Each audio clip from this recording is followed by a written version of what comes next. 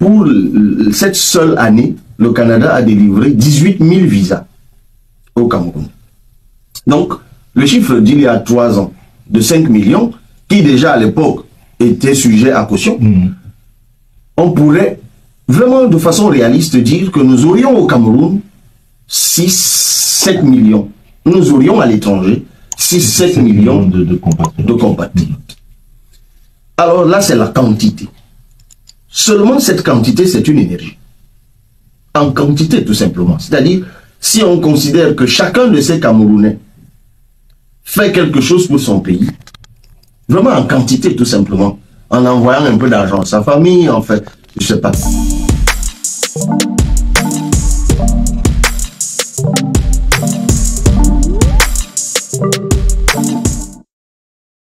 Comment libérer les énergies de la diaspora?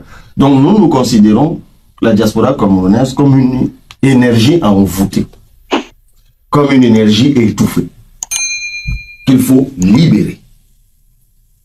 Et pourquoi nous la qualifions d'énergie, la diaspora camerounaise, dans cet ouvrage? Nous avons... Je peux juste Kabalibi, s'il vous plaît. Je ne veux pas vous interrompre dans vous lancer, je ne peux pas vous interrompre, mais juste la précision. Quand on dit diaspora, et celui qui vous parle, et celui qui est en face de vous et qui vous en parle, est dans cette situation, on parle des Camerounais de l'étranger ou on parle des Camerounais à l'étranger?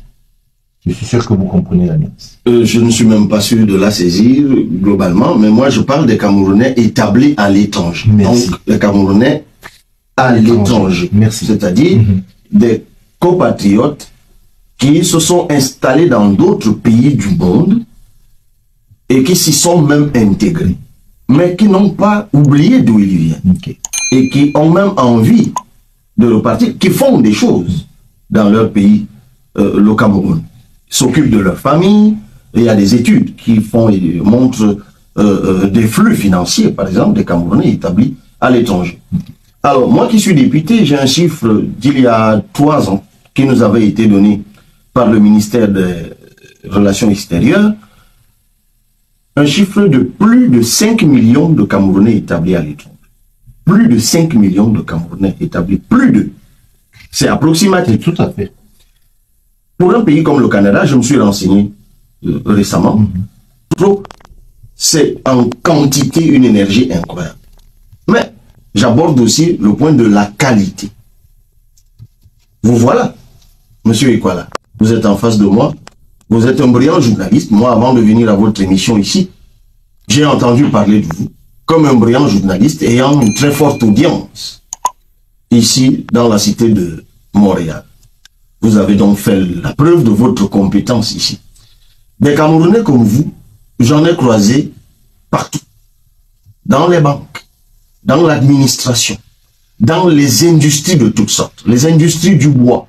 Les industries, on parlait de l'aviation civile tout à l'heure. Les industries de l'aviation.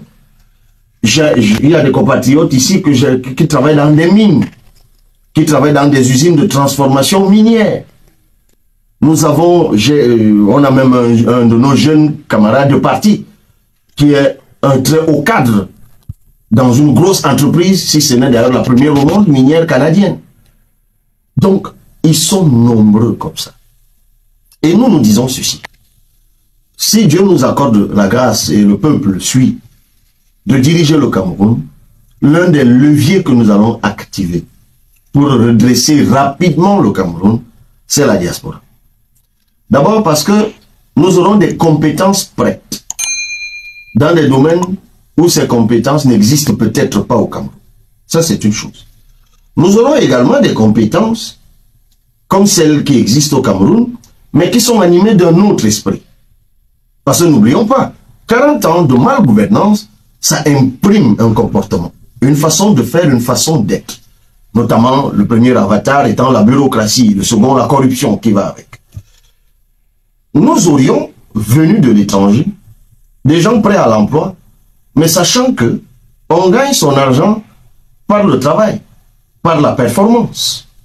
Des gens qui ont une autre culture du service public, qui seraient tentés de l'imprimer dans notre pays.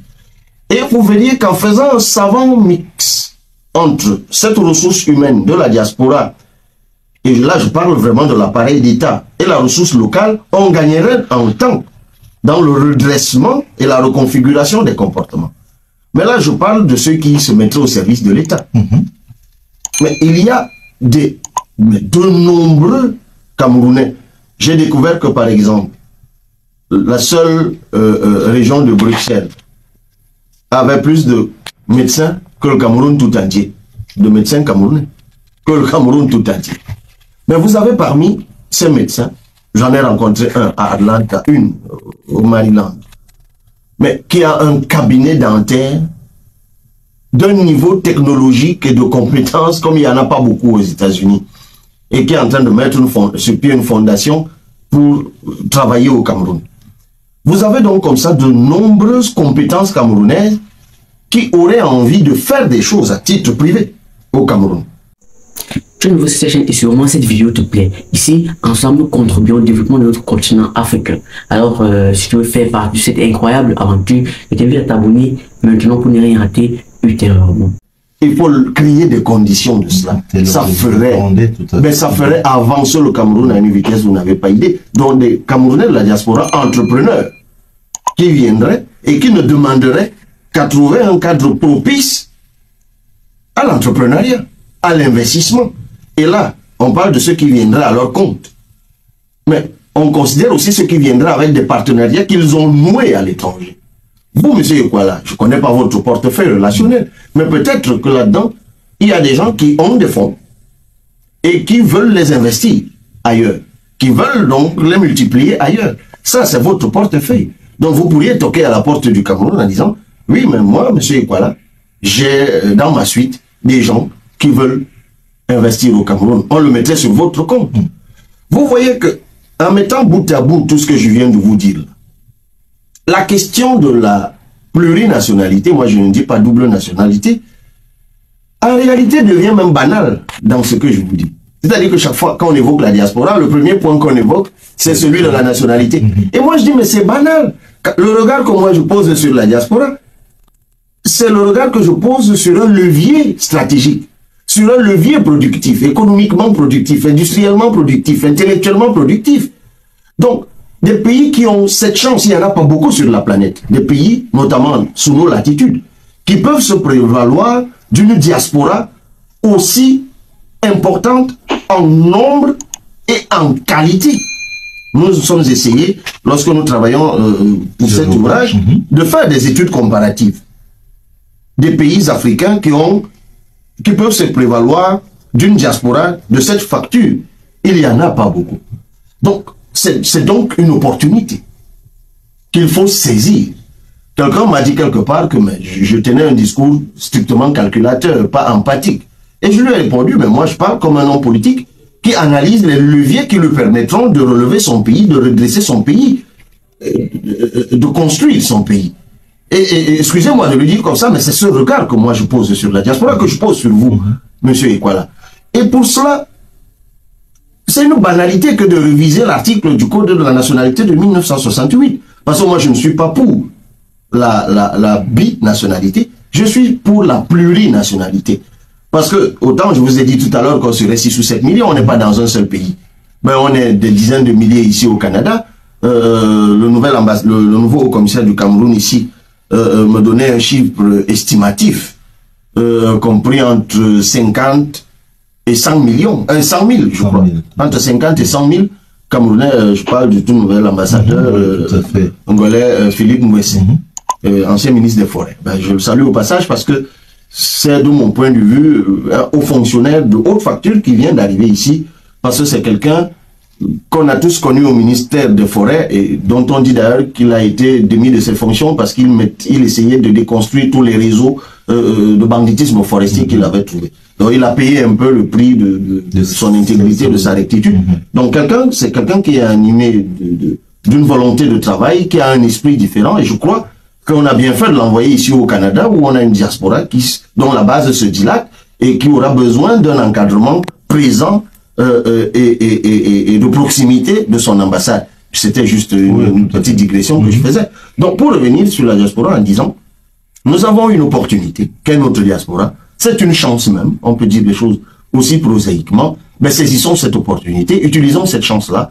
Donc, maintenant, les blocages qu'il y a, et je crois d'ailleurs que même notre gouvernement est relativement au courant de ce que je dis, est conscient de cet enjeu, parce qu'il ne cesse d'envoyer des messages à la diaspora. Sauf que je trouve qu'ils sont incohérents. J'ai un collègue d'ailleurs du parti au pouvoir, le député Ngancha.